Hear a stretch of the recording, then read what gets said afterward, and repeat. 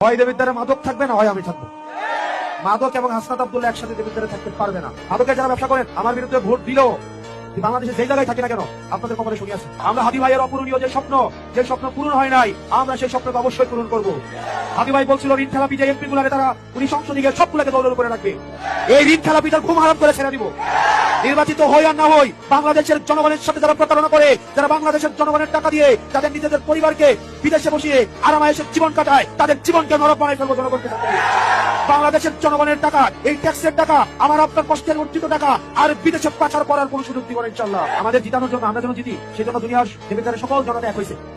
আবার আমরা যেন হেরে যাই সেটার জন্য সব চাঁদাবাজ এক হয়েছে, সব মাটিগুলো এক হয়েছে, বাজার থেকে যারা তুলা তুলে সবগুলো এক হয়েছে। এর সাথে আর হয়েছে বিদেশি কিছু শক্তি।